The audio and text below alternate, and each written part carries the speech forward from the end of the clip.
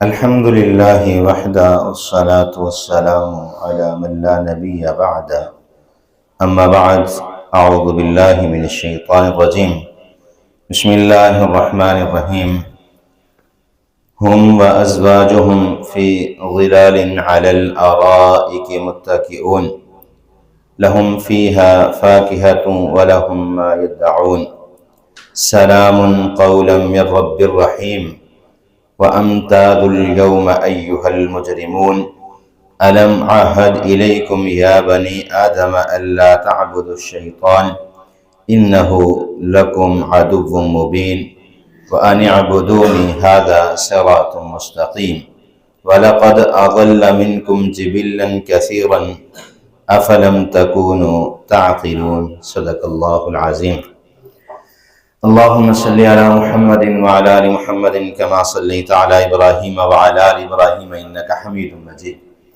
اللهم بارك على محمد وعلى آل محمد كما باركت على إبراهيم وعلى آل إبراهيم إنك حميد مجيد۔ ہر قسم کی حمد و ثنا اللہ وحدہ لا شریک کی ذات کے لیے، کروڑ درود و سلام امام الانبیاء جناب محمد الرسول اللہ صلی اللہ علیہ وآلہ وسلم کی ذات اقدس پر۔ مختصر حمد و ثنا کے بعد سورہ یاسین آیت نمبر 56، 57، 58، 59 اور 60 ہے۔ ہم و ازواجہم، اور وہ اور ان کی بیویاں، فی ظلال، سائے میں ہوں گی، علی الارائک متکئون، اور وہ اپنے تکیوں پر ٹیک لگائے بیٹھے ہوں گے۔ لہم فیہا فاکہۃ، اور ان کے لیے نعمتیں ہوں گی، ولہم ما یدعون، جو وہ پکاریں گے۔ سلام، سلام ہوگا، قولا من رب الرحیم، بات کے ساتھ رب رحیم کی طرف سے۔ وَأَمْتَازُوا الْيَوْمَ أَيُّهَا الْمُجْرِمُونَ، اور آج کے دن ممتاز کر دیا جائے گا أَيُّهَا الْمُجْرِمُونَ، مجرموں سے۔ أَلَمْ عَهَدْ إِلَيْكُمْ، کیا تم سے وعدہ نہیں تھا کیا، یا بنی آدم، اے آدم کے بیٹو، اللہ تعبدوا الشیطان، تم اللہ کے علاوہ شیطان کی عبادت کرتے رہے، إِنَّهُ لَكُمْ عَدُوٌّ مُبِينٌ، بے شک وہ تمہارا کھلا دشمن ہے۔ وَأَنِ اعْبُدُونِي، اور تم کیوں میری عبادت نہیں کرتے، هَذَا صِرَاطٌ مُسْتَقِيمٌ، حالانکہ یہ صراط مستقیم سیدھا راستہ ہے۔ وَلَقَدْ أَضَلَّ مِنْكُمْ جِبِلًّا كَثِيرًا أَفَلَمْ تَكُونُوا تَعْقِلُونَ، اور البتہ تم میں سے بہت سارے گمراہ ہیں، اور تم اس بات کو کیوں نہیں سمجھتے۔ پچھلی آیت میں ان اصحاب الجنت اليوم فی شغل فاکہون کہ اصحاب الجنہ جو ہے، جنت والے جو ہیں، وہ اپنے اپنے مشغلوں کے اندر مصروف ہوں گے۔ وہ مشغلے کیسے ہوں گے؟ ان آیات میں اللہ رب العالمین نے ذکر فرمایا، ہم و ازواجہم فی ظلال علی الارائک متکئون، جنتی لوگ جو ہیں اپنی بیویوں کے ساتھ، حوروں کے ساتھ جنتی سائے میں اور اپنے بیٹھنے کی جگہ تکیے لگا کے بیٹھے گفتگو کر رہے ہوں گے۔ نبی صلی اللہ علیہ وسلم سے جب صحابہ کرام نے جنت کے حوروں کے متعلق سوال کیا کہ ایک شخص کو 72 حوریں ملیں گی جنت میں، ایک خاتون صحابی نے نبی صلی اللہ علیہ وآلہ وسلم سے پوچھا، اے اللہ کے پیغمبر، مردوں کو جنت میں حوریں مل جائیں گی اور خواتین کے لیے کیا انعام ہے؟ تو نبی صلی اللہ علیہ وسلم نے فرمایا کہ عورت دنیا میں بھی ایک ہی خامد چاہتی ہے اور آخرت میں بھی وہی خامد اسے عطا کر دیا جائے گا۔ تو اللہ رب العالمین فرماتے ہیں کہ وہ اپنی بیویوں کے ساتھ سائے میں بیٹھے ہوئے تکیے لگا کے گفتگو کر رہے ہوں گے۔ لہم فیہا فاکہۃ ولہم ما یدعون، جنت میں ان کے لیے بے شمار نعمتیں ہوں گی، جس نعمت کو وہ پکاریں گے وہ ان کے پاس آ جائے گی۔ اگر انسان دنیا میں جو ہے زندگی اللہ اور اس کے رسول کے حکم کے مطابق گزارے گا، اللہ اور اس کے رسول کی اطاعت اور فرما برداری کرے گا، اللہ اور اس کے رسول کے ساتھ محبت کرے گا، باطن چیزوں کو چھوڑ دے گا جن سے رسول اللہ نے منع فرمایا، وہ چیزیں چھوڑ دے گا، تو یقیناً یہ نعمتیں اس شخص کے لیے ہوں گی جنت کے اندر۔ اگر ہم دنیا میں اللہ اور اس کے رسول کے احکامات کو نہیں مانیں گے، اور یہ حقیقت بات ہے، ہم میں سے ہر شخص یہ چاہتا ہے کہ اللہ ہمیں جنت عطا کرے، چھوٹا ہے، بڑا ہے، مرد ہے، عورت ہے، جوان ہے، کسی بھی عمر میں ہے، کیسے بھی اس کے عمل ہیں، وہ یہی چاہے گا کہ اللہ مجھے جنت عطا فرما دے۔ اگر آپ مسلمان نہیں بھی ہیں، جو غیر مسلم ہیں، وہ بھی یہی چاہتے ہیں کہ ہمیں جنت مل جائے، لیکن کیا ہمارے اعمال جو ہیں وہ جنت میں جانے کے اعمال کی موافقت کرتے ہیں؟ موازنہ اسی چیز کا ہے۔ اور رمضان المبارک جو ہے وہ بھی اسی لیے اللہ رب العالمین نے فرض کیا، لعلکم تتقون، تاکہ تم متقی اور پرہیزگار بن جاؤ۔ اور پھر نبی مکرم صلی اللہ علیہ وسلم نے فرمایا، من صام رمضان ایمانا واحتسابا، جو شخص ایمان کی حالت میں روزے رکھتا ہے اور اپنے نفس کا محاسبہ کرتا ہے، اگر اپنے نفس کا محاسبہ نہیں کرتا تو یقیناً اس کے روزوں کا فائدہ نہیں ہے۔ اگر آپ روزے رکھ کے مسجد میں آنا چھوڑ دیتے ہیں تو آپ کے روزوں کا فائدہ نہیں ہوتا۔ افسوس کے ساتھ یہی ہے کہ ادھر شوال کا چاند نظر آتا ہے، ادھر مسجدیں ویران ہو جاتی ہیں۔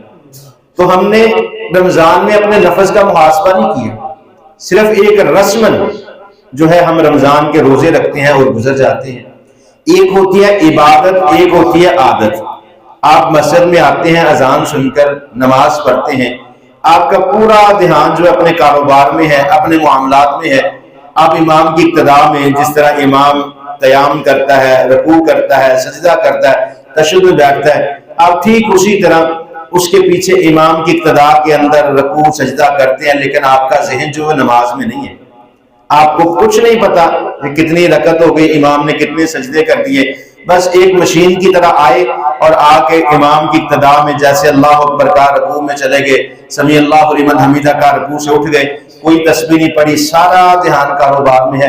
تو یہ نماز نہیں، یہ عادت ہوتی ہے، یہ عبادت نہیں ہوتی۔ عبادت وہ ہوتی ہے جیسے رات ہم نے 18ویں پارے کی ابتدائی آیات پڑھی کہ الذین هم فی صلاتهم خاشعون، نماز وہ ہوتی ہے کہ جس میں خشوع و خضوع ہو۔ اگر نماز صرف اپنے اوپر ہم مشقت سمجھ کے نماز پڑھتے ہیں تو وہ نماز نہیں ہے، وہ ہماری عادت ہے۔ ہم روٹین کے ساتھ مسجدوں میں آتے ہیں، عادت کے حساب سے فجر ظہر اثر پڑھتے ہیں، چلے جاتے ہیں۔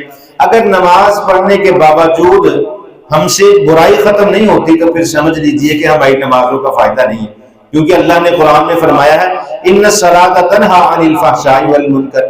اگر آپ نماز پڑھ کے باہر جا کے فحش گفتگو کرتے ہیں تو سمجھ لیجئے آپ کی نماز جو ہے وہ قبول نہیں ہوئی، وہ آپ کی نماز نہیں ہے۔ اسی طرح زندگی میں کئی معاملات ہیں۔ یہ رمضان کے روزے، میں نے بہت سارے لوگ ایسے بھی دیکھے ہیں، وہ کہتے ہیں جی میں نے رمضان کا روزہ نہیں چھوڑنا، بڑی اچھی بات ہے، لیکن نماز بھی نہیں پڑھنی۔ سحری کھائی، سو گئے، کاروبار پہ نکلے، شام کو آگے کسی سے پوچھو، میں جی 2 ہی پڑھتا ہوں، ایک فجر کی اور ایک مغرب کی۔ تو یہ جو ہے یہ محاسبہ نفس کا نہیں ہوتا۔ نفس کا محاسبہ یہ ہے کہ پہلے آپ نماز نہیں تھے پڑھ رہے، اب آپ نے عہد کر لیا رمضان میں کہ یا اللہ یہ رمضان آیا، روزے بھی رکھوں گا، نمازیں پڑھوں گا اور مسلسل نمازیں پڑھتا رہوں گا۔ یہ 1 مہینے کی ٹریننگ ہے مسلمان کے لیے، 11 مہینے کی تیاری کرنے کے لیے۔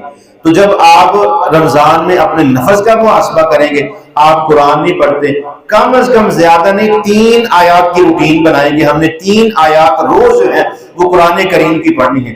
آپ اذان کے وقت آئیں، مسجد میں آئیں، نوافل ادا کریں، 2 سے 3 منٹ کا وقت درکار ہے، قرآن پاک کو اٹھائیں، 3 آیات قرآن کی پڑھیں۔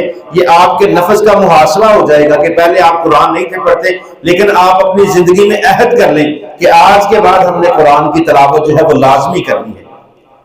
علماء کرام، ائمہ کرام اس چیز کو بڑی تاکید کے ساتھ فرماتے ہیں کہ رمضان اور قرآن کا بڑا گہرا تعلق ہے۔ رمضان المبارک میں قرآن پڑھنا اس کا بڑا گہرا تعلق ہے۔ جو شخص رمضان میں قرآن نہیں پڑھتا وہ یقیناً خیر اور بلائی سے محروم رہ جاتا ہے۔ تو اللہ رب العالمین فرماتے ہیں لَهُمْ فِيهَا فَاكِهَةٌ وَلَهُمْ مَا يَدَّعُونَ، اور ان کے لیے بے شمار نعمتیں ہوں گی، من پسند، جو ان کا دل چاہے گا، جو وہ پکاریں گے وہ نعمت ان کے پاس جو ہے وہ آ جائے گی۔ سلام قولا من رب الرحیم، سب سے بڑا انعام کہ اللہ جنتیوں پر سلام کو نازل کرے گا۔ نبی مکرم جناب محمد رسول اللہ صلی اللہ علیہ وسلم نے فرمایا کہ قیامت کے دن مجرم جو ہیں جہنم میں چلے جائیں گے، جنتی لوگ جنت میں چلے جائیں گے۔ اللہ رب العالمین جنتیوں سے مخاطب ہوں گے، کیا کسی نعمت کی کمی تو نہیں ہے؟ جنتی کہیں گے نہیں اللہ، ہر نعمت مل رہی ہے۔ اللہ فرماتی ایک نعمت اور نہ عطا کر دو۔ بندے پوچھیں گے اللہ وہ نعمت کیا ہے؟ تو اللہ نور کے پردوں کو پیچھے ہٹائیں گے اور اپنے چہرے کا دیدار جنتی لوگوں کو کروائیں گے۔ جو جنتی ہیں ان کو سلام کیا جائے گا، اللہ سلام کریں گے، قولا من رب رحیم، اللہ خود سلام کریں گے۔ رب رحیم جو ہے وہ خود سلام کرے گا۔ اور مجرموں اور جہنمیوں کے لیے یہ اعزاز نہیں ہے، یہ صرف جنتی لوگوں کے لیے جن پر اللہ کا خاص انعام ہوگا۔ تو اللہ رب العالمین فرماتے ہیں کہ ان کو سلام کیا جائے گا۔ وَأَمْتَازُ الْيَوْمَ أَيُّهَا الْمُجْرِمُونَ، یہ جنتی نعمتیں تھی پیچھے جو اللہ نے کروائی، اب مجرمین کی باری ہے۔ وَأَمْتَازُ الْيَوْمَ أَيُّهَا الْمُجْرِمُونَ، اللہ فرماتے ہیں آج کے دن مجرموں سے امتیاز لے گئے جنت میں جانے میں۔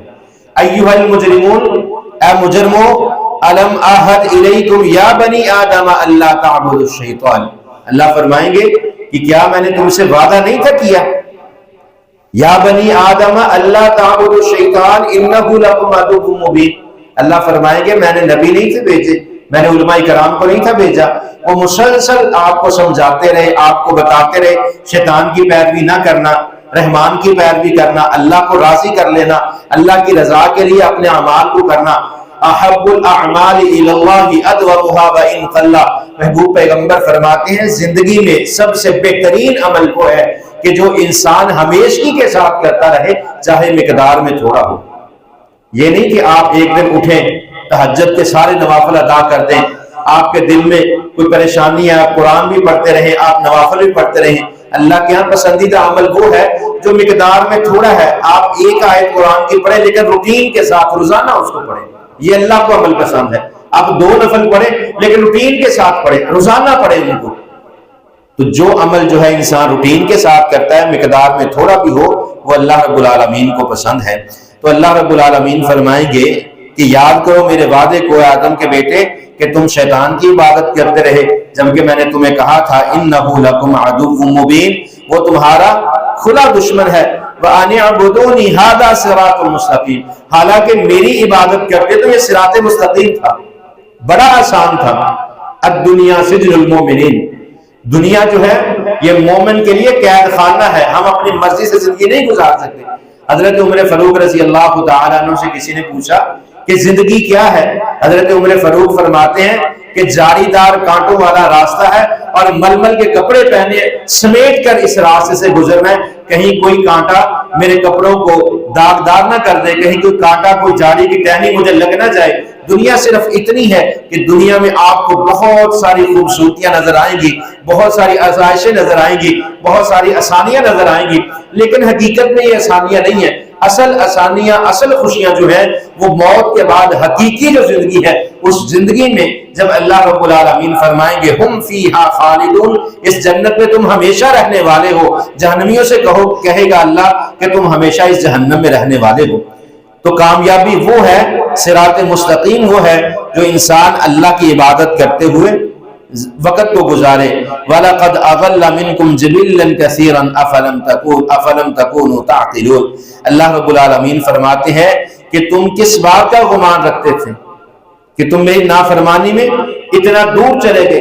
کیا تم نے یہ سوچ رکھا تھا کہ زندگی میں جو ہے ہم آئے ہیں جیسے مشرکین مکہ یا دیگر باطل مذاہب جو کہتے ہیں کہ یہ دنیا جو ہے یہ کھیل تماشا ہے، ایک عام چیز کی طرح ایک روٹین کے تحت انسان کی پیدائش ہوتی ہے، موت ہوتی ہے، مٹی میں چلا جاتا ہے، جلا دیا جاتا ہے، پانی میں بہا دیا جاتا ہے، وہ ہر چیز ختم ہو جاتی ہے۔ اس کے بعد جب مر گئے کس نے ہم نے اٹھانا ہے، کس کو ہم نے حساب دینا ہے؟ یہ دنیا تھی ہم نے گزار دی۔ تو اللہ رب العالمین نے قرآن پاک میں ایک بار نہیں کئی بار اس چیز کی وضاحت فرمائی ہے کہ کنتم امواتا فاحیاکم، تمہیں موت آئے گی پھر زندہ کیا جائے گا اور پھر میرے سامنے کھڑا ہونا ہے، میرے سوالوں کا جواب دینا ہے، اپنے اعمال کا حساب دینا ہے۔ اگر تم نے اعمال میرے حکم کی موافقت میں کیے تو جنت میں بھیج دوں گا، اگر مخالفت میں کیے تو جہنم میں بھیج دوں گا۔ تو دعا ہے اللہ رب العالمین اس رمضان المبارک کے مہینے میں ہمیں قدر کرنے کی توفیق عطا فرمائے، ہمیں اپنے نفسوں کا محاسبہ کرنے کی توفیق عطا فرمائے، اور اللہ اور اس کے رسول کے احکامات پر عمل کرنے کی توفیق عطا فرمائے، شیطانی خواہشات سے بچنے کی توفیق عطا فرمائے۔ وَأَقُولُ قَوْلِي هَذَا أَسْتَغْفِرُ اللَّهَ لِي وَلَكُمْ۔